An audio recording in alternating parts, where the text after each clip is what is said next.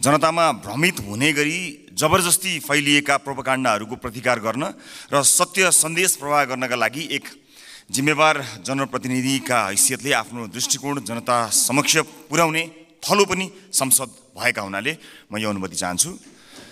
सभामुख महोदय, नागरिकता विधेयकका सम्बन्धमा राष्ट्रिय स्वतन्त्र पार्टी कुनै समुदायको विरुद्ध छ भन्ने भाष्य जबरजस्ती निर्माण गरेर निमुखा नागरिकलाई गुमराहमा राख्न खोजिएको छ। त्यसो गर्नेहरूलाई म यति मात्र भन्न चाहन्छु कि राजनीतिसँग कुनै सरोकार र भोट बैंकको कुनै आवश्यकता नहुँदा पनि प्राकृतिक विपत्ति, वैदेशिक रोजगारीका समस्या र मिटर ब्याज जस्ता विषयमा आवाजविहीन मधेसी जनताको पक्षमा हामी उभिएको संसार साक्षी छ। मैले श्रेय लिन खोजेको होइन, एउटा दृष्टान्त मात्र दिन खोजेको हुँ। सम्मान्य सभामुख महोदय, मलाई नागरिकले नागरिकता नपाउनुको पीडा थाहा छ, साँच्चै नै थाहा छ। कुनै पनि नेपाली नागरिक नागरिकताबाट वञ्चित हुनु हुँदैन, त्यो उसको नैसर्गिक अधिकार हो। जन्मसिद्ध नेपाली नागरिकका सन्तान र एकल आमाहरूका सन्तानको नागरिकताको अधिकार मेरो र तपाईको जति नै सुनिश्चित छ हुनुपर्छ। सभामुख महोदय, मात्र वैवाहिक अङ्गीकृतका विषयमा मौन रहेका हुनाले यसबारेमा छलफल चलाउन खोजिएको हो र सम्मानित सभामुख महोदय मार्फत म जानकारी गराउन चाहन्छु, एकल आमाका सन्तानले नागरिकता लिँदा आमाले बाबुको पहिचान नै नखुलेको स्व घोषणा गर्ने व्यवस्था हाम्रा आमा दिदीबहिनीहरूको आत्मसम्मान विपरीत छैन यो? यस्ता प्रश्नहरूको विषयमा पनि सोचौँ भनेको हामीले। विधेयक संसदमा आएको भए हामी छलफल गर्थ्यौँ, स्वामित्व लिन्थ्यौँ, तर जसरी जुन बाटोबाट प्रमाणीकरण भयो जम्मा विपत्ति यतिमा हो। सभामुख महोदय, र यदि सदनमा आएर छलफल हुने भएको भए त्यहाँ भएको विभेदका विषयमा पनि हामी कुराकानी गर्थ्यौँ। महिला र पुरुषलाई जुन विभेद गरिएको छ वैवाहिक अङ्गीकृतका विषयमा, त्यसमा पनि हामी हाम्रो धारणा राख्थ्यौँ र दुधको दुध पानीको पानी थाहा हुन्थ्यो कि यो सदनमा आइसकेपछि को के कुराको पक्षमा छन् या विपक्षमा छन् भन्ने कुरा थाहा हुन्थ्यो। त्यसकारणले यो गलत बाटोबाट गएका हुनाले गलत मानिसको पुतला जलाइएको छ भन्ने कुरा म सम्मानित सदन मार्फत जानकारी गराउन चाहन्छु। र अर्को महत्त्वपूर्ण कुरा सम्मानित सभामुख मार्फत भन्न चाहन्छु कि हामीले पार्लियामेन्टको डिग्निटी राख्नलाई कहीँ कतै चुकिरहेका त छैनौँ, यसबारेमा पनि अलिकति ध्यान आकर्षण गराउन चाहन्छु। सभामुख महोदय, जस्ता जस्ता विषयहरूमा हामीले छलफल गऱ्यौँ, हामी नयाँ राजनीतिक दलका हिसाबमा, चाहे ती हाम्रा पक्षबाट आएका हुन् या अन्य राजनीतिक दलबाट आएका विषयहरू, हामी काहीँ न काहीँ लज्जित भएका छौँ। यो सदन भैँसी राँगाको विषयमा गफ गरेर यदि 5 वर्ष बिताउने हो भने हामीले गोबर बाहेक केही पनि प्राप्त गर्न सक्दैनौँ। हामी आत्मआलोचना गर्न चाहन्छौँ, हाम्रा दलबाट पनि भएका कमी कमजोरीलाई आत्मआलोचना गर्न चाहन्छौँ र नयाँ राजनीतिक दलका रूपमा हामी एउटा नयाँ अभ्यास लिएर आएका छौँ। हामीले आज बजेटमा कुराकानी गरिरहँदा, राष्ट्रका महत्त्वपूर्ण मुद्दामा कुराकानी गरिरहँदा आम सर्वसाधारणमा संसदबाट गएको सन्देश राम्रो सन्देश गएको छैन। म आफ्नो भागको ब्लेम, आफ्नो भागमा परेको जुन दुःख छ त्यो आफू जिम्मेवार हुन चाहन्छु र आफ्नो राजनीतिक दलका तर्फबाट गत केही दिनहरूमा भएका बहसहरू अलिकति अमर्यादित भएकोमा क्षमा याचना पनि गर्न चाहन्छु। सामान्य सभामुख महोदय, म अब विषयवस्तुमा प्रवेश गर्न चाहन्छु। आगामी आर्थिक वर्ष 80-81 का लागि सरकारले गत 1 महिनामा विनियोजन विधेयकका प्राथमिकता, त्यसपछि नीति तथा कार्यक्रम अनि अहिले बजेट बारेमा बजेट प्रस्तुत गरेको छ। यी कार्यक्रमहरू हेर्दा मनमा एउटा प्रश्न जन्मिएको छ। सभामुख महोदय, सरकारले प्रस्तुत गरेको यो विनियोजन विधेयकका प्राथमिकता, नीति तथा कार्यक्रम र बजेट एउटै सरकारले ल्याएर आएको हो कि फरक सरकारको पालामा आएको भन्ने कुरामा म चाहिँ अलिकति दोधारमा परेको छु, किनभने यी कार्यक्रमहरू बीच तालमेल कहीँ कतै भेटिएको छैन। यसबारेमा छुट्टै बहस गरौँला, तर अहिले म बजेटमा केन्द्रित भई केही कुराहरू राख्न चाहन्छु। सम्मान्य सभामुख महोदय, एउटा उदाहरण मात्र यहाँ प्रस्तुत गर्न चाहन्छु। मान्नुहोस् कुनै एउटा परिवार छ, त्यो परिवारका 4 सदस्यले कमाउँछन्। एकजना सरकारी जागिरे छ भन्ठान्नुहोस्, एकजना कृषि कार्य गर्छ, एउटा खुद्रा पसल चलाउँछ, अर्को एउटा वैदेशिक रोजगारीमा जान्छ। त्यस परिवारको घरमुलीले आउने वर्ष हाम्रो प्रत्येक सदस्यको आम्दानी एउटा 5% भनौँ न, 5%ले बढ्छ भनेर हिसाब देखायो भने कसरी पत्याउने?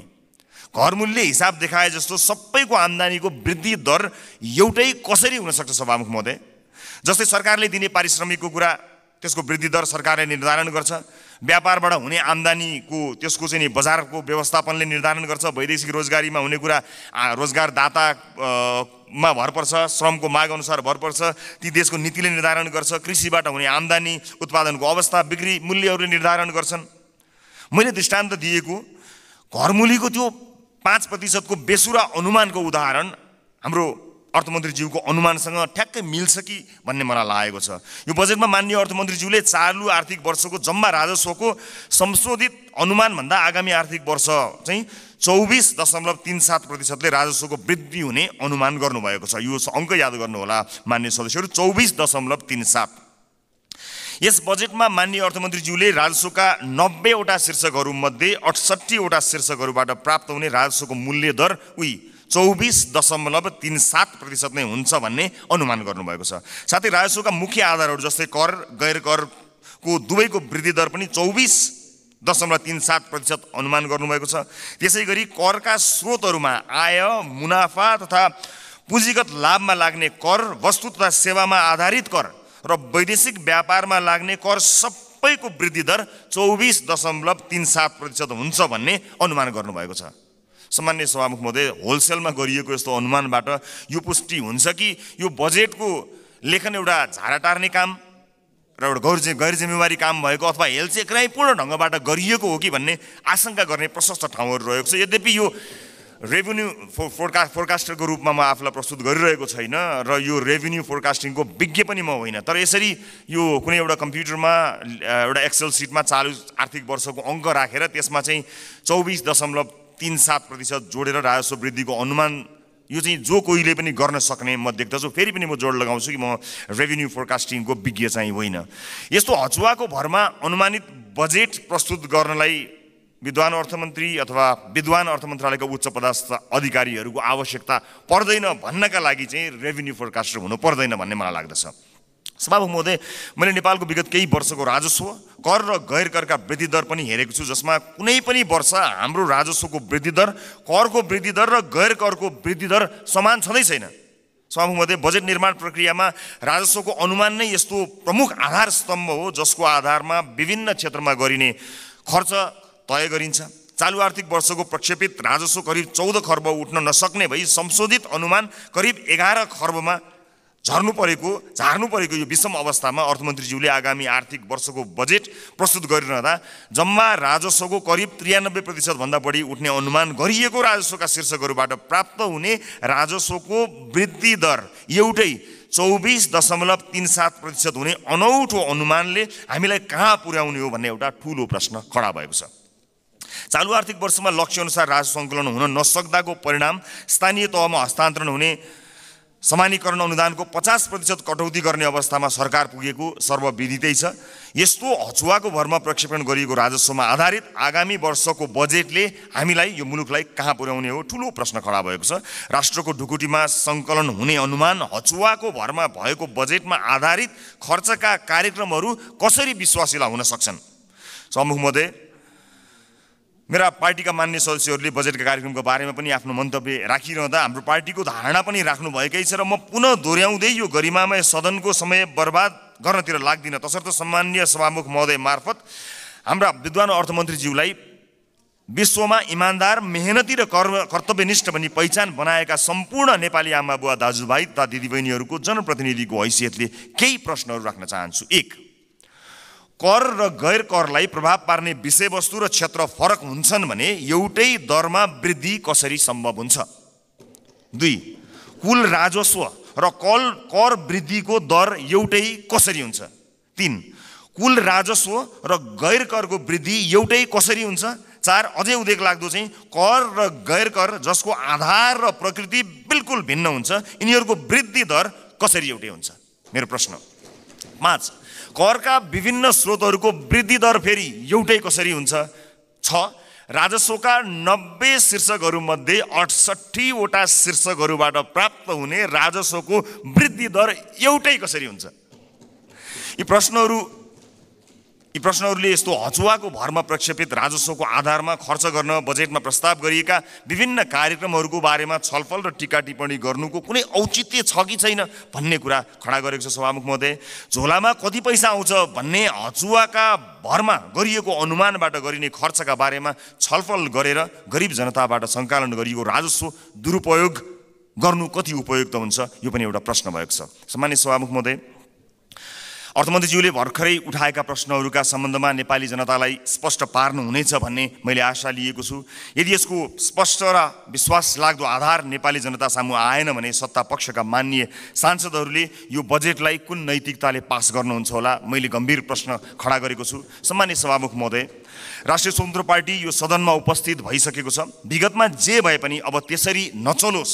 माननीय अर्थमन्त्रीज्यूले मैले उठाएका प्रश्नहरूको विश्वासिलो आधारसहितको भरपर्दो जवाफ दिनु सक्नु भएन भने मलाई आशा छ उहाँ राजस्व अनुमानमा संशोधित प्रस्ताव लिएर आउनुहुनेछ। हामी सृजनात्मक र रचनात्मक प्रतिपक्षको भूमिका निर्वाह गर्दै उहाँको संशोधित बजेटलाई पारित गराउन फेरि अग्रणी भूमिका निर्वाह गर्नेछौँ। सभामुख महोदय, सचेत नेपाली जनताहरूले हेरिरहेका छन्।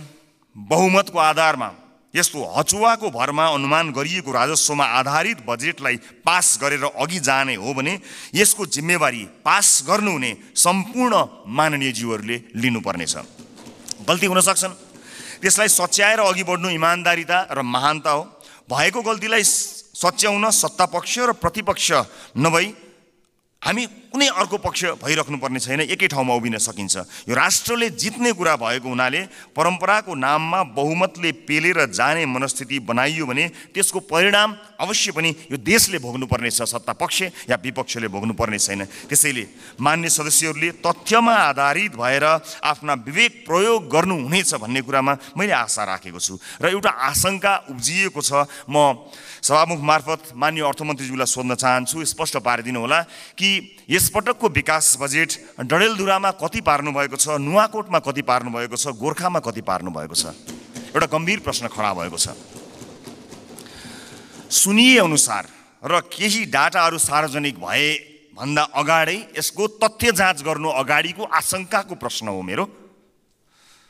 लगभग 40 देखि 50% विकास बजेट डडेलधुरा, नुवाकोट र गोर्खाका लागि छुट्याइएको जानकारी आएको छ। हामी अरूबाट सुन्न चाहँदैनौँ। सञ्चार माध्यमका हेडलाइनको तथ्य जाँच हामी गर्दै गरौँला, तर म माननीय अर्थमन्त्रीज्यूबाट यसको जवाफ चाहन्छु। बताइदिनु होला डडेलधुरा, नुवाकोट र गोर्खामा कति बजेट छुट्याइएको छ, अनि मधेसलाई बजेटमा गरिएको विभेदका बारेमा कतिको जानकार हुनुहुन्छ, एकपटक बताइदिनु होला।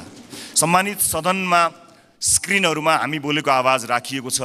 हामीले बजेटमा कुराकानी गरिरहँदा यो देशको भविष्य निर्माण गर्छौँ भनेर हामीले ब्यालेटको बाटो हुँदै यही सदन छिरेर परिवर्तन गरेरै छाड्छौँ भनेर प्रतिबद्धता गरेर आइरहँदा सदनमा भइरहने बहसहरूले यतिखेर सरकारी अस्पतालहरूमा भएको अवस्था हामीले सम्बोधन गर्न सकेका छौँ। म त भन्छु सम्मानित सभामुख महोदय, यो सदनमा 5 वर्षसम्म आजबाटै देशका 7वटा प्रदेशका सरकारी अस्पतालको लाइभ सीसीटीभी फुटेज एकातिरको भित्तामा राखौँ। देशका अझ विशेष गरेर मधेसका सामुदायिक विद्यालयका सीसीटीभी फुटेजको लाइभ फुटेज दाहिनेतिर भित्तामा राखौँ।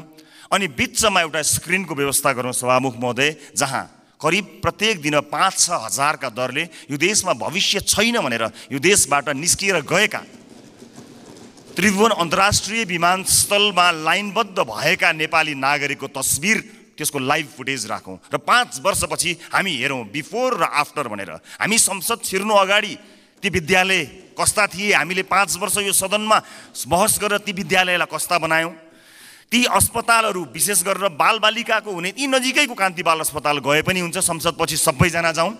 त्यो अस्पताललाई हामीले 5 वर्ष यो सदनमा विभिन्न कसैले असाध्यै नरम भनेर, असाध्यै असल ज्ञानी प्राणी भनेर, कसैले हामी जस्ता चर्का आवाजमा बोलेर, जसले जसरी बोले ता भए पनि हामीले गरेको नीति निर्माणले 5 वर्ष अघि र 5 वर्ष पछाडि के फरक पर्यो भन्ने कुरा यो स्क्रिनमा राखौँ र त्यसपछि 5 वर्षपछि आउने सदनलाई त्यो स्क्रिनको अर्को दृश्य हस्तान्तरण गर्ने प्रतिबद्धता व्यक्त गरौँ। यदि यसरी गर्न सक्दैनौँ भने र यसरी रागा भैँसीका भरमा बहसहरू चलाएर अगाडि बढ्ने हो भने नेपाली जनतामा निराशा छाउँछ। सभामुख महोदय, म गम्भीर ध्यान आकर्षण गर्न चाहन्छु। यो सँगसँगै म अर्को एउटा ध्यानाकर्षण पनि गराउन चाहन्छु। हामीले बनाउने कानुनहरूका आधारमा र अझ विशेष गरेर हामीले छुट्याएको प्राथमिकताहरूका आधारमा जनजीविकामा प्रभाव पर्नुपर्ने हुन्छ, हाम्रो जीवनमा प्रभाव पार्ने होइन। तपाईँ हाम्रो जीवनमा आज यो सम्मानित सदनभित्र आएका हामीहरू नेपाली नागरिकलाई केही भनेर यहाँ आएका छौँ, तर आज सम्बन्धित मन्त्रीका जिल्लाहरूमा अलिकति पहुँच भएका सांसदहरूका जिल्लाहरूमा जसरी बजेट बाँडफाँड गर्ने कार्य भएको छ, के तपाईँलाई लाग्छ यसपछि फेरि पनि जनताका माझमा हात जोडेर भोट माग्न जाँदाखेरि हामीले यही 5 वर्षका गतिविधि र यिनै बजेटहरू यिनैका आधारमा नेपाली जनताले हामीलाई पत्याएर भोट दिनेछन्? दिने छैनन्। यदि नेपाली जनताले विवेक प्रयोग गरे भने दिने छैनन्। र जुन किसिमको बहस सम्मानित सदनमा केही दिन अगाडि भयो, त्यो बहस यदि निरन्तरता हुने हो भने सम्मानित सभामुख महोदय मार्फत भन्न चाहन्छु, म चाहिँ नेपाली जनतालाई अनुहार देखाउने हैसियतको रहने छैन। त्यसकारणले यो सदनमा हुने बहस अत्यन्त महत्त्वपूर्ण बनोस्, यहाँ हुने सरसल्लाहहरू महत्त्वपूर्ण बनुन् भन्ने कुराको ध्यान आकर्षण गराउन चाहन्छु र आफ्ना दलका तर्फबाट म यसको प्रतिबद्धता पनि व्यक्त गर्न चाहन्छु। सञ्चार माध्यममा आएका विषयलाई लिएर नै हामी कहिलेकाहीँ सदन अवरुद्ध पनि गर्दा रहेछौँ, त्यसको फ्याक्ट चेक गर्नु पनि महत्त्वपूर्ण हुने रहेछ। मैले निर्ममतापूर्वक भन्नै पर्छ, केही, सबै होइनन्, केही सञ्चार माध्यमहरूमा कयौँ व्यापारी व्यवसायीहरूले लगानी या विज्ञापनबाट प्रभाव पारेका छन्। यो सत्य हो। बोल्न धेरैजना किन डराउनुहुन्छ भने ती सञ्चार माध्यमहरूले गलत लेखिदिँदा आफ्नो छवि बिग्रन्छ भन्ने डरले कयौँ मान्यहरू बोल्नुहुन्न, तर त्यसो भन्न मिल्दैन। त्यसैमा आएको समाचारले संसदमा हङ्गामा मचाइरहँदाखेरि त्यो जसले समाचारलाई प्रभावित पार्न खोज्यो कुनै व्यापारी, उसले कति रमाइलो मान्दो हो। यो सदन कुनै एउटा हेडलाइनमा उचालिने ठाउँ होइन, त्यसको वास्तविकता जाँच गर्नुपर्छ, त्यसलाई परख्नुपर्छ, अनि त्यसपछि आवश्यक भए मात्र सदन घेरिनुपर्छ, सदनमा हो हल्ला गर्नुपर्छ। यो मैले आफैलाई बढी प्राथमिकता दिएर भनेको, मैले कुनै दललाई भनेको होइन। हाम्रो दल पनि यसमा सहभागी छ। त्यसकारणले हामी केही नयाँ गरौँ भनेर आएका दलहरू हामी पुरानै शैलीमा गयौँ र हामी पनि त्यही रोगमा लाग्यौँ भने मैले अघि भने जस्तै हामीले प्राप्त गर्ने भनेको यी गाई र भैँसीका अथवा भैँसी र राँगोका कुराकानी गऱ्यौँ भने अन्त्यमा हामीले प्राप्त गर्ने भनेको त्यो गोबर बाहेक केही पनि होइन। मैले सम्मानित सदनलाई यो कुरा जानकारी गराउनै पर्नेछ।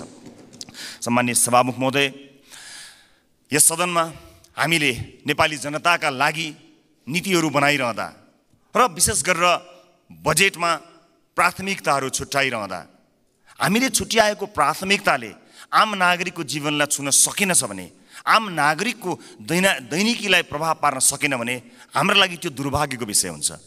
सरकारले विदेशमा रहेका नागरिकका लागि पनि अब भोटिङ राइट्स दिने, विदेशमा रहेका नेपाली नागरिकले पनि भोट हाल्न पाउने अधिकारको सुनिश्चितता गर्ने भनेर भन्यो, तर कहाँ छुट्याउनु भयो अर्थमन्त्रीज्यू बजेट? त्यसका लागि लगत सङ्कलन गर्न जानु पर्ला, निर्वाचन आयोग विदेशमा रहेका नेपालीहरूको बारेमा जानकारी लिन जानुपर्छ, त्यसका लागि कहाँ कतै मैले बजेटमा कतै मैले देखिनँ कि, मलाई क्षमा गर्नुहोला, तर त्यसलाई तपाईँले भन्नलाई त भनिदिनु भयो होला, तर प्राथमिकतामा राख्नु भएन। हामी फेरि पनि भन्न चाहन्छौँ, यो देशमा भविष्य नदेखेर विभिन्न कुरीतिका कारणले, हामीले भोग्नु परेका व्यथितिका कारणले मुलुकमै केही गरी खाउँ भन्ने अवसर नपाएर बाध्य भएर विदेश बसेका नेपालीहरूले आफ्नो देशको भविष्य छान्न पाउनुपर्छ, भोट हाल्न पाउनुपर्छ।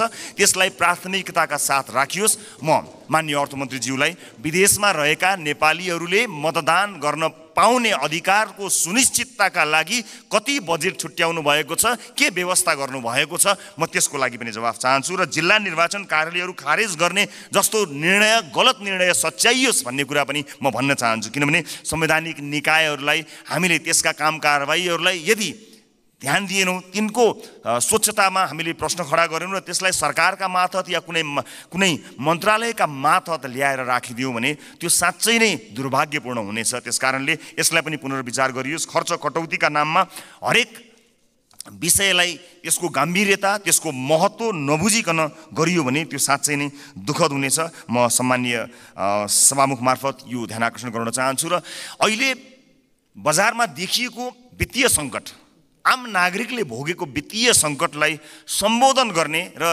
त्यसमा उत्साह छर्ने किसिमका कुनै पनि कार्यक्रमहरू हामीले देख्न सकेनौँ। आज एकपछि अर्को सटरहरू बन्द भएका छन्। आज कयौँ व्यापारी व्यवसायीहरू बैंकको चर्को ब्याज तिर्न नसकेर कयौँ व्यापारी व्यवसायीहरू आत्महत्या गर्ने अवस्थासम्म पुगेका छन्। मेरै निर्वाचन क्षेत्रमा शङ्कर कणेलले आत्महत्या गर्नुभयो र उहाँको सुसाइड नोटमा लेखिएका कुराहरू गम्भीर छन्। यस्ता धेरै समस्याहरू देखिएका छन्। आज प्रत्येक 3वटा सटरमा एउटा सटर बन्द भएको अवस्था छ। आज सहकारीहरूका कारणले गर्दाखेरि जुन किसिमको बिल्लीबाट मानिसहरूको भएको छ, त्यसलाई सरकारले गम्भीरतापूर्वक सम्बोधन नगर्ने भयो भने धेरै मानिसहरू सडकमा आउन बाध्य भएका हुन्छन् र बेवस भएर यो मुलुक छोडेर विदेशमा रोजगारीका लागि जानुपर्ने अवस्था सिर्जना हुन्छ। अनि विदेशमा रोजगारीका लागि जानु पर्दाखेरि विदेशमा भएका हाम्रा राजदूतावासहरूको संयन्त्रले लाखौँको सङ्ख्यामा भएका नेपाली नागरिकहरूलाई सम्बोधन गर्नै सक्दैन। यहाँ केही गरौँ भन्दा गर्न पाएका छैनन्। देशै छोडेर जाँदा परदेशमा पनि दुःख पाएर बसेका छन्। मुलुकको समाजको वास्तविक समस्यासँग हाम्रो नीति, हाम्रो बजेट, हाम्रो कार्यक्रम कसरी अलग हुन सक्छ? सभामुख महोदय, समाजको चरित्रभन्दा, समाजले भोगेको पीडाभन्दा हामीले यहाँ गर्ने डिस्कसन, तपाईँ हामीले गर्ने संवाद कसरी फरक हुन सक्छ? सभामुख महोदय, समाजले भोगेको पीडालाई मलम लगाउन नसक्ने गरी हामीले गर्ने संवादको के अर्थ हुन्छ? सभामुख महोदय, त्यसकारणले म विनम्रतापूर्वक अनुरोध गर्न चाहन्छु सभामुख महोदय मार्फत कि नेपाली जनताको पीडालाई, नेपाली जनताले आज भोगेका समस्याहरूलाई त्यसलाई महसुस गरेर, त्यसलाई लिपिबद्ध गरेर हामीले बजेटमा ध्यान दिनुपर्छ। र अन्त्यमा आगामी वर्षका लागि हामीले यसो गर्न सक्छौँ कि सानो एउटा सुझावसहित म बिदा माग्छु। बजेट बन्नुभन्दा 4-5 महिना अगाडि हरेक राजनीतिक दलका अझ विषयविज्ञहरू छन् भने उनीहरूलाई सहभागी गराएर प्राथमिकताका क्षेत्रहरू छुट्याउँ। कुनै पनि राजनीतिक दलले भोट माग्दाखेरि शिक्षा गुणस्तरीय र स्वास्थ्य आम नागरिकको पहुँचमा भनेर हामीले भोट मागेका हौँ नि। हाम्रो घोषणापत्रमा, हाम्रा वाचापत्रमा बाकाइदा लेखिएको छ नि। नेपालको संविधानले पनि त्यो अधिकारलाई सुरक्षित गरेको छ नि। भनेपछि के सत्तापक्ष के विपक्ष कसैको विमति होला र?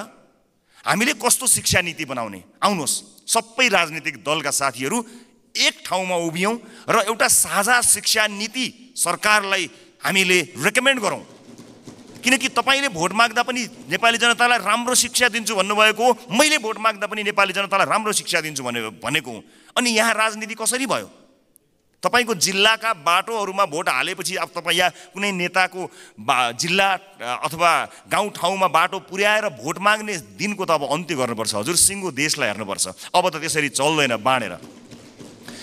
यो नागरिकको स्वास्थ्यका लागि आवश्यक पर्ने हेल्थ केयर बिल कस्तो हुनुपर्छ? सबै राजनीतिक दलका 101 छानेर एक ठाउँमा बसौँ बजेट बन्नुभन्दा करिब 4-5 महिना अगाडि र हामी साझा अवधारणा बनाऊ र त्यसमा एउटा कमन कमिटमेन्ट गरौँ। त्यसलाई सरकारको शिक्षा नीति बनाऊ। कोही विपक्षमा हुने छैनन् किनकि सबैको अपनत्व हुनेछ। त्यसै गरी स्वास्थ्यका विषयमा कुराकानी गरौँ, अफोर्डेबल हेल्थ केयरका बारेमा हामी कुराकानी गरौँ र सबै दलका माननीयहरू अझ विषयविज्ञहरूलाई राखेर र आवश्यक परे नागरिक समाजबाट पनि विषयमा विज्ञता हासिल गरेका मानिसहरूलाई ल्याएर यो देशको स्वास्थ्य नीति कस्तो हुन्छ भन्ने कुरामा बहस गरौँ। 5 महिना अगाडि बहस गरौँ र त्यस बहसबाट निस्किएको निष्कर्ष, चाहे त्यो मुखमा त्यो निष्कर्ष निस्किएको भोलिपल्ट सरकार ढलोस्, जसुकैको सरकार बनोस्, सत्तापक्ष प्रतिपक्ष बनोस्, प्रतिपक्ष सत्तापक्ष बनोस्, तर त्यो नीति फेल हुनु भएन। यदि नेपाली जनतालाई हामीले हृदयमा राखेका हौँ, साँच्चै नै यो देशको मुहार फेर्नका लागि यहाँ आएका हौँ भने यो काम गरौँ। होइन आफ्नो र आफ्नाका मुहार फेर्न आएको हो भने यसै गरी चलाउँ, 5 वर्ष बिताउँ, तर हामी चाहिँ अनुहार देखाउन लायकका हुने छैनौँ। देशको मुहार जस्ताको तस्तै, तर राजनीतिज्ञको मुहार कति धेरै चम्किलो भएको छ हेर्नुहोस् त। किनकि हामीले जनताका मुद्दालाई चुनावका बेलामा मात्र सम्झ्यौँ, चुनाव पछाडि बिर्स्यौँ। म सम्पूर्ण माननीय सदस्यहरूलाई सत्तापक्ष प्रतिपक्ष जहाँ रहनु भएको छ म सबैलाई विनम्रतापूर्वक अनुरोध गर्न चाहन्छु। नागरिकता विधेयकमा पनि हामीले भन्न खोजेको त्यही हो। ओनरसिप यहाँ छलफल हुन पाएको भए सम्भवतः त्यसमा भएका बुँदाहरूमा अथवा छुटेका विषयहरूमा छलफल गर्न सकिन्थ्यो। यहाँ भएका कुनै पनि दलका मान्य सदस्यहरूले नेपाली नागरिकले नागरिकताबाट वञ्चित हुन परोस् भन्ने कुरामा मत हाल्नै सक्नुहुन्न। कसले सक्नुहुन्छ र? विमति कसैको पनि हुने छैनन्। तर सबैले अपनत्व महसुस गरी सही ढङ्ग र सही बाटोमा आएको भए अहिले सम्भवतः सम्मानित अदालतमा गएर त्यो अड्किने थिएन। अनि त्यसको दोष केही दलहरूले लिनु परेको छ, वास्तवमा होइन। नेपाली नागरिकले नागरिकता प्राप्त गर्नुपर्छ भन्ने कुराको विरोधमा, त्यसको विपक्षमा कोही पनि नेपाली हुनै सक्दैन। तर त्यसभित्रको अन्तर्वस्तुमा पछिसम्मलाई सोचेर संवेदनशील विषयहरूमा यो सदन जहाँ नयाँ माननीयहरू र नयाँ राजनीतिक दलका रूपमा हामी पनि आएका छौँ, हामी पनि यसमा सहभागी हुन चाहन्छौँ अनि हामी पनि यो छलफलमा सहभागी हुन चाहन्छौँ, अन्तर्वस्तुमा कुराकानी गर्न चाहन्छौँ र त्यो विधेयकले छुटाएका तर महत्त्वपूर्ण विषयमा हामी योगदान दिन चाहन्छौँ र इतिहासलाई त्यो दस्तावेजमा हामी पनि सही साक्षी हौँ भनेर भन्न चाहन्छौँ। हामी पक्षमा छौँ। हामी जन्मसिद्ध नेपाली नागरिकहरूले नागरिकता पाउनुपर्छ भन्ने कुराको पक्षमा छौँ। हामी सम्पूर्ण योग्य नेपाली नागरिकहरूले नागरिकता पाउनुपर्छ भन्ने कुराको पक्षमा छौँ। हामी त्यो बहसमा सहभागी हुन चाहन्छौँ र पछिसम्म यो मुलुकलाई हित हुने विषयमा सहभागी मात्र हुन चाहन्छौँ। सम्मानित सदनमा आज मैले यति कुराहरू राखेँ। मलाई विश्वास छ हामीले गरेका बहसहरू केवल बहसका लागि होइनन्। हामीले भनेका यी शब्दहरू, हामीले प्रकट गरेका हाम्रा धारणाहरू केवल यतिकै एउटा धारणा राख्न लागि गरिएका विषयवस्तु होइनन्। विशेष गरेर यसपटकको संसदका सबै जस्तो सेसनहरूमा, सबै जस्तो विषयहरूमा आम नागरिकको चासो तुलनात्मक रूपमा अघिल्ला वर्षहरूको भन्दा बढी भएको एउटा डाटाले बताएको छ। अर्थात् नेपाली नागरिकहरू तुलनात्मक रूपमा नेपालको संसदमा भइरहेको बहसलाई अचेल, अत्यन्त गम्भीरताका साथ हेरिरहेका रहेछन्। एउटा अध्ययनले त्यो बताएको छ। यस्तो चासोको विषय बनेको यो सदन हाँसोको विषय नबनोस्, महत्त्वपूर्ण निर्णयहरू आउन सकुन् र एक अर्कामा सहकार्य गर्दै संसदीय मर्यादालाई कायम राख्दै बहसहरू कायम गरेर मुलुकका लागि केही चिज दिन सकियोस्। र यो 5 वर्षमा जसरी भनिन्छ नि, हामी हाम्रो जीवनको 5 वर्षलाई पल्टाएर हेऱ्यौँ भने 5 वर्ष अगाडि हामी कहाँ थियौँ र 5 वर्ष पछाडि हामी कहाँ छौँ भन्ने कुरा हामी सजिलै हेर्न सक्छौँ। व्यक्तिको जीवनमा 5 वर्षको धेरै ठुलो महत्त्व हुन्छ। देशको जीवनमा पनि त्यो 5 वर्षको अझ धेरै महत्त्व हुन्छ। त्यसकारणले हामी यो सदनको जब अन्तिम दिनमा यहाँ बोल्नेछौँ, अघि मैले भने जस्तै हामीले विशेष गरेर देशको टड्कारो समस्यामा रहेका नागरिकको स्वास्थ्यमा यो 5 वर्ष सदनभित्र आएर हामीले के गर्यौँ त्यो भन्न पाइयोस्। त्यसपछि निर्वाचित हुने मान्यज्यूहरूलाई बुझाउन पाइयोस् हामीले यो देशका लागि यति गर्न सक्यौँ, बाँकी तपाईँको जिम्मा भन्न सकियोस्। अघिल्लो सदनले हामीलाई के बुझायो? आज अघिल्लो सदनले बुझाएका कयौँ भ्रष्टाचारका काण्डहरू काँधमा बोकेर हामी हिँड्नु परेको छ। त्यसको निराकरण गर्नुपर्दाखेरि यहाँ एउटा दलको नाम आयो भने अर्को दलले विभिन्न बहानामा बार्गेनिङ गरेर त्यसलाई विषयान्तर गर्न खोज्ने हो कि भन्ने आशंका पैदा भएको छ।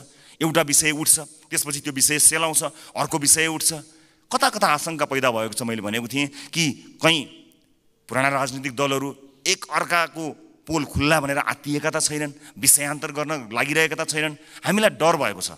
नेपाली जनताले नयाँ म्यान्डेट दिएर पठाएको राजनीतिक दलका रूपमा हामी पुराना माननीयज्यूहरूबाट सिक्न चाहन्छौँ, बुझ्न चाहन्छौँ। तपाईँको राजनीतिक लडाइँ र तपाईँको राजनीतिक इतिहासको मानमर्दन गर्ने हाम्रो ध्येय कहीँ पनि छैन। कुन सङ्घर्षले तपाईँले आज यो दिन ल्याउनु भएको छ?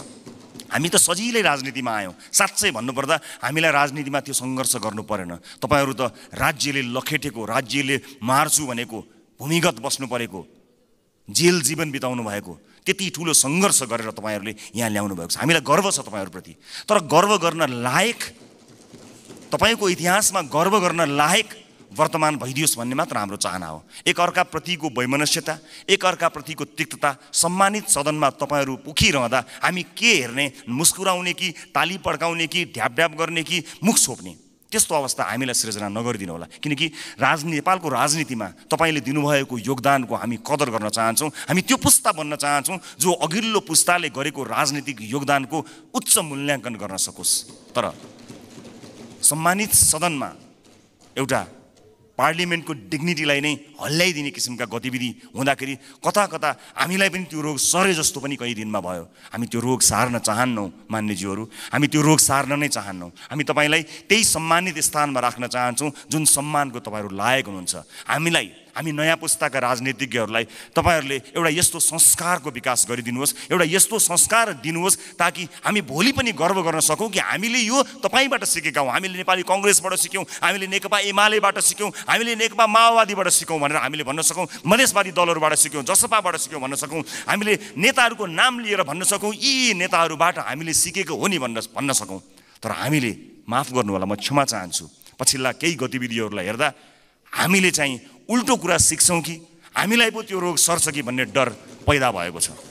म सभामुख मार्फत सम्मानित सदनलाई यति भन्न चाहन्छु कि नीति कार्यक्रमहरूभन्दा, कानुनहरूभन्दा र बजेटहरूभन्दा नेपाली जनतालाई मूलधारमा राखियोस्, देशको वर्तमान समस्यालाई मूलधारमा राखियोस्। वैदेशिक रोजगारीले गाँजेको यो देश यसका मूल समस्याहरूलाई मध्यनजर नराखिकन त्यसलाई नजरअन्दाज गरेर आँखा चिम्लिएर कहीँ पनि पुग्न सकिँदैन। त्यसकारणले नागरिकको स्वास्थ्य, नागरिकको शिक्षा र सामाजिक न्यायका पक्षमा उभिन सक्ने बनोस् बजेट, यही भन्न चाहन्छु।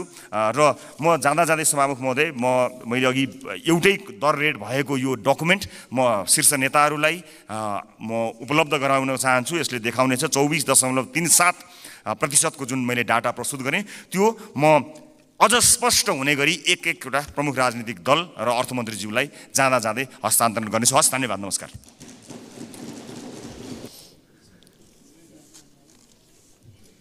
यो हप्ता विनियोजन विधेयकमाथि छलफल सँगसँगै केही महत्त्वपूर्ण विषयहरूमा पनि संसदमा बडो गर्मागर्मीका साथ बहसहरू भए। खास गरी हामीले नागरिकता विधेयकको सम्बन्धमा केही प्रश्नहरू उठाएका थियौँ र त्यसमा हामी कहीँ पनि दुविधामा छैनौँ र हामीले प्रस्ताव गर्नुपर्ने केही कुरा पनि छैन। त खालि केही प्रश्न पार्न चाहन्छु कि केही पक्षबाट नागरिक समाजमा हामी नागरिकता विधेयकको विपक्षमा थियौँ भन्ने जस्तो प्रचारहरू भइराखेको छ। हामीले अस्ति पनि भन्यौँ कि हामी त्यो प्रक्रियाको विरुद्धमा थियौँ। विषयमा त अब संसदमा आएपछि छलफल हुन्छ, त्यसपछि हामीले हाम्रो धारणाहरू राख्छौँ र मूलभूत रूपमा जो बाबुआमा नेपाली नागरिक छन् उनीहरूका छोराछोरीले नेपाली नागरिकता पाउनुपर्दछ, वंशजको आधारमा नागरिकता पाउनुपर्छ भन्ने कुरामा हाम्रो कुनै दुविधा र फरक मत छैन। तर फेरि पनि त्यो जन्मको आधारमा नागरिकता वितरण गर्दाखेरि त्यो सुविधा लिएर कसैले कुनै विदेशीले नागरिकता लिएको छ भने तिनीहरूमा छानबिन हुनुपर्दछ र त्यस्तोलाई कारबाही हुनुपर्दछ भन्ने कुरामा फेरि हामी निरन्तर कायम छौँ। त्यसकारण त्यो गलत प्रचार नगरियोस्। राष्ट्रपति भन्ने व्यक्ति होइन, संस्था हो। एउटा राष्ट्रपतिले प्रमाणीकरण नगरेको विधेयक अर्को राष्ट्रपतिले प्रमाणीकरण गर्दाखेरि के आधारमा गरियो भन्ने कुरा जवाफ चाहिन्छ नै संसदलाई। त्यो संसदको बुझ्न पाउने अधिकारको कुरा हो। फेरि पनि दोहोऱ्याउँछु, राष्ट्रपति व्यक्ति होइन, संस्था हो। एउटा राष्ट्रपतिले नगरेको कुरा अर्कोले गर्न मिल्ने, एउटाले गर्न नमिल्ने, यस्तो के कुरा हो? संसदले थाहा पाउनु पर्दछ भन्ने कुरा र आम जनता र आम देशवासीले थाहा पाउनु पर्दछ भन्ने कुरामा हामी निरन्तर रूपमा लागिराख्छौँ। यो भोटको कुरा होइन। अब म खास गरी अब बजेटको विषयमा आउन चाहन्छु। हामीले सभामुख मार्फत अर्थमन्त्रीजीलाई नीति तथा कार्यक्रमको बेला सुझावहरू दिएका थियौँ। त्यसबेला जनताका प्रतिनिधिहरूका सुझाव पनि महत्त्वपूर्ण हुन्छन्। दलका प्रतिनिधिहरूलाई राखेर केही सुझाव लिन सकियो भने राम्रो हुन्छ भन्ने ठान्नु भएको भए, सुझावहरूलाई स्वीकार गर्नुभएको भए सायद बजेट अलि फरक ढङ्गले आउन सक्थ्यो कि भन्ने मलाई अहिले पनि लागिराखेको छ। र त्यसको फाइदा मन्त्रीजीलाई त हुन्थ्यो, यो सरकारलाई हुन्थ्यो, त्यसमा अपनत्व सबै दलहरूको हुन्थ्यो र त्यसको मूल फाइदा देशलाई हुन्थ्यो।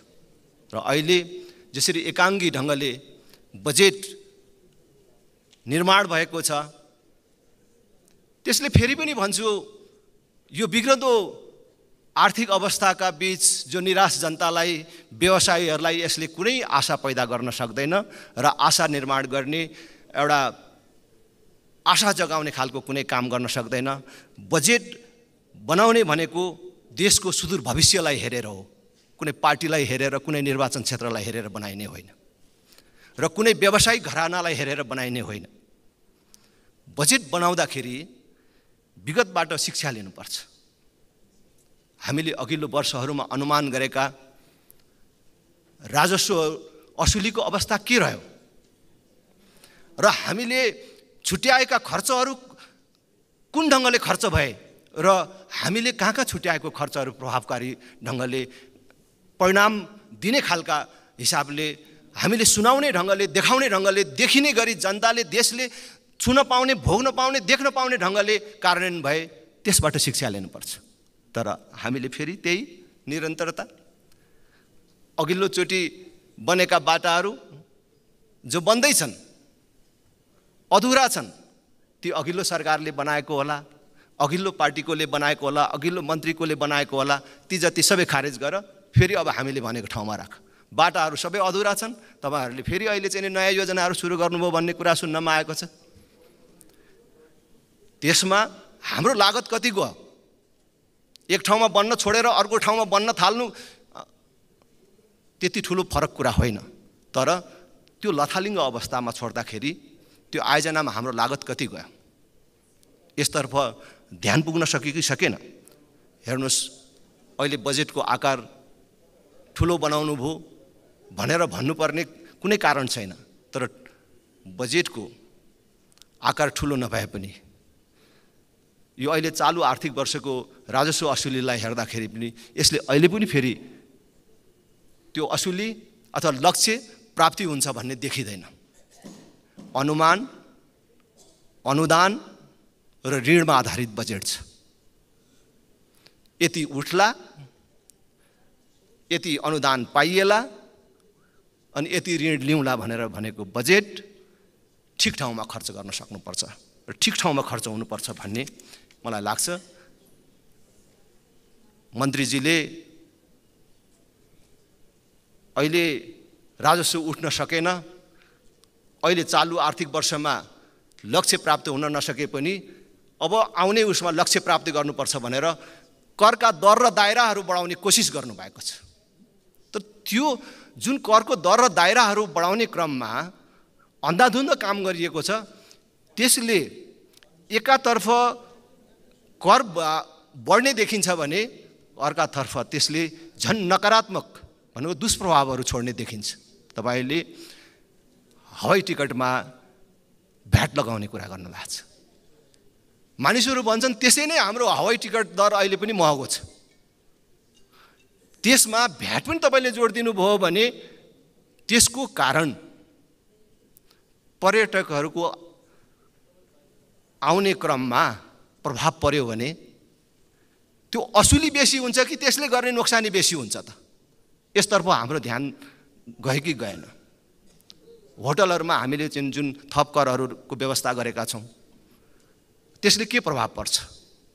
त्यसतर्फ हामीले ध्यान पुर्याउन सक्यौँ जस्तो भन्ने मलाई लाग्दैन। जसै गरेर चाहिँ कृषिजन्य वस्तुहरूमा हामीले करको व्यवस्था गऱ्यौँ, सायद छलफल चल्दाखेरि भन्ने कुरा भयो होला कम्पनीहरूलाई लगाइदिउँ। तर आज कम्पनीमा त साना साना कम्पनी भनौँ कृषि व्यवसायका मानिसहरू पनि गएका छन्, किनभने कम्पनीमा दर्ता नगरिकन ऋण पाइँदैन, अनुदानको व्यवस्था गरिएको छ, अनुदान पाइँदैन भनेपछि कम्पनीमा जाने सबैले कर तिर्नुपर्ने, कृषिजन्य उत्पादनमा कर तिर्नुपर्ने भइसकेपछि यसले त मलाई लाग्छ कि फेरि चाहिँ भारतबाट कृषिजन्य वस्तु आयातमा झन् ठुलो मद्दत गर्छ। हामीले यो 5 वर्षमा कृषि अनुदानमा मात्रै केन्द्रबाट 68 खरब भन्दा बेसी अनुदान दिएको देखिन्छ। प्रदेश तथा स्थानीय तह समेतकोलाई हेर्यो भने त्यो खरबमा पुग्न सक्छ। हामीले कृषि अनुदानमा यति धेरै अङ्क बढाए पनि उत्पादनमा वृद्धि भयो कि भएन भनेर हेर्ने हो भने हरेक वर्ष कृषिजन्य वस्तुहरूमा आयात बढेकै छ र हरेक वर्ष बढेको देखिन्छ। त्यसकारण हामीले अस्ति पनि भनेका थियौँ यस्तो विषयमा समीक्षा हुनुपर्दछ, छलफल हुनुपर्दछ, यसको प्रभाव के रह्यो त भन्ने कुराहरूमा छलफल गरेर अगाडि बढ्नु राम्रो हुन्छ भनेर भनेका छौँ। विद्युतीय गाडीमा पनि सर्वसाधारणले किन्न सक्ने विद्युतीय गाडीमा करको दर बढाइयो। सार्वजनिक प्रयोजनका लागि ल्याइने विद्युतीय गाडीको भन्सार शुल्क अथवा कर चाहिँ वृद्धि गरियो।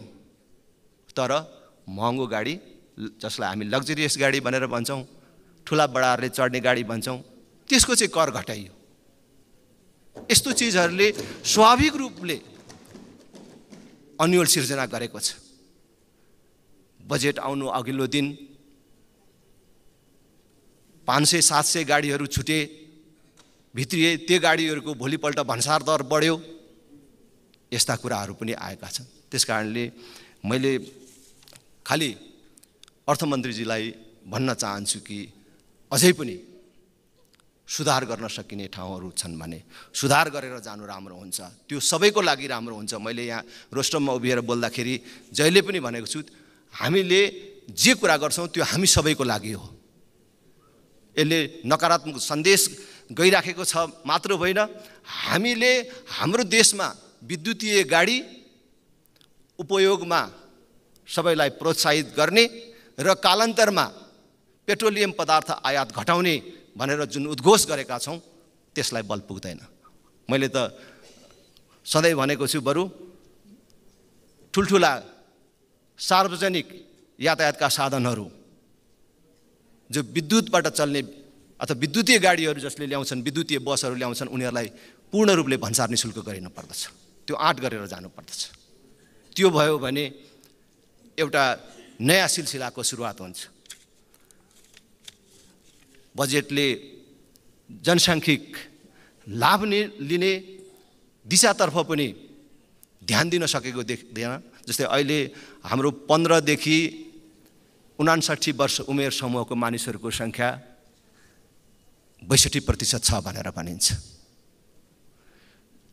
त्यो जनसङ्ख्याको लाभ यो बजेटले, यो सरकारले कसरी लिन्छ?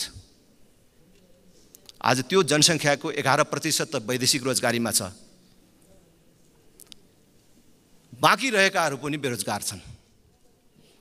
देशमा उद्योग धन्दाहरूको स्थापना गर्ने, रोजगारमूलक उद्योगहरूलाई प्रोत्साहित गर्ने र देशभित्रै रोजगारी सिर्जना गर्ने भन्ने कुराहरू यहाँ कहाँ भेटिन्छ? नयाँ वैदेशिक रोजगार गन्तव्यहरूको खोजी गर्ने भनेपछि त फेरि पनि बेरोजगार उत्पादन गर्ने र वैदेशिक रोजगारमै प्रोत्साहित गरिराख्ने भन्ने कुराहरू देखिन्छ। मैले अस्ति नीति तथा कार्यक्रमको बेला पनि भनेको थिएँ, केही यस्ता क्षेत्रहरू निर्धारण गरौँ जहाँ कसैले रोजगारमूलक उद्योगहरू खोल्छ, हजारौँ मान्छेहरूलाई रोजगार दिने उद्योगहरू स्थापना गर्छ भने उसलाई विद्युतमा सहुलियत दिने व्यवस्था गरौँ। त्यो आँट गर्नु पर्थ्यो, नयाँ कुराहरू ल्याउन सक्नु पर्थ्यो। हाइड्रोजनमा जाउँ, मल कारखाना स्थापनातर्फ जाउँ। मल कारखानाको कुरा पनि हरायो, हाइड्रोजन उत्पादनको कुरा पनि हरायो र हामी खालि बिजुली कसरी भारतलाई जिम्मा लगाउने, त्यो पनि खोला नालै जिम्मा लाउने, उत्पादन गरेको बिजुली लाउने होइन, खोला नालै लाउने। अस्ति सम्माननीय शेरबहादुर देउवा प्रधानमन्त्री त्यस बेला चाहिँ हुनुभएको बेला पश्चिम सेती छ के बुझाउनु भयो। अहिले फुकोट कर्णाली, अरुण चौथो तल्लो, हामीले भारतलाई विद्युत उत्पादन गर्न यी खोलाहरू जिम्मा दियौँ, यो सम्झौता गऱ्यौँ भन्नेमा जहिले पनि हामी गौरव गर्छौँ। हामी आफै उत्पादन गर्ने भयौँ, हाम्रै पैसाले गर्ने भयौँ, हाम्रो विदेशमा रहेका वैदेशिक रोजगारमा रहेका युवाहरूको पैसाले गर्ने भयौँ, हाम्रो गैर आवासीय नेपालीहरूबाट गर्ने भयौँ र त्यसतर्फ हामीले विकल्प खोज्यौँ भन्नेतर्फ हाम्रो ध्यान गएन। भारतले लगानी गरेन भने हाम्रोमा बिजुली उत्पादन नै हुँदैन, उत्पादन भयो भने पनि खर्च गर्ने ठाउँै हुँदैन भन्नुहुन्छ। हामी किन मल कारखाना स्थापना गर्दैनौँ? फेरि पनि भन्छु, हामी किन हाइड्रोजनतर्फ जाने आँट गर्दैनौँ? अब अलिक दिनपछि के अरे अर्को यो मुगु कर्णाली र माथिल्लो अरुण दिनु बाँकी छ, त्यसको बारेमा पनि छलफल भइराखेको सुन्नमा आएको छ। त्यसकारण म सरकारको ध्यान आकर्षण गर्न चाहन्छु। अहिले तपाईहरूले कपास विकास समिति खारेज गर्ने कुरा गर्नुभयो, राष्ट्रिय दुग्ध विकास बोर्ड खारेज गर्ने कुरा गर्नुभयो, नेपाली लुगालाई प्रोत्साहित गर्ने, हाम्रा उद्योग धन्दाहरू खोल्ने भनेर भन्नुहुन्छ, कपास विकास समिति बन्द गर्नुहुन्छ। यो कसरी, कस्तो बुद्धिले यो कामहरू हुन्छ? अहिले पनि दुग्धजन्य पदार्थहरूको हाम्रो उत्पादनले धानी राखेको छैन। पोलिसी निर्माण गर्ने एउटा निकाय दुग्ध विकास बोर्ड किन खारेज गर्नुहुन्छ? त्यसले काम गरेन भने त्यसलाई त प्रभावकारी बनाउनु पर्यो। यो कसको स्वार्थमा, कसको लहैमा यस्ता कामहरू भइराखेको छ? माननीय सदस्य, तपाईँको समय सकियो। हामी सबैको ध्यान जान सकोस्। धेरै धेरै धन्यवाद।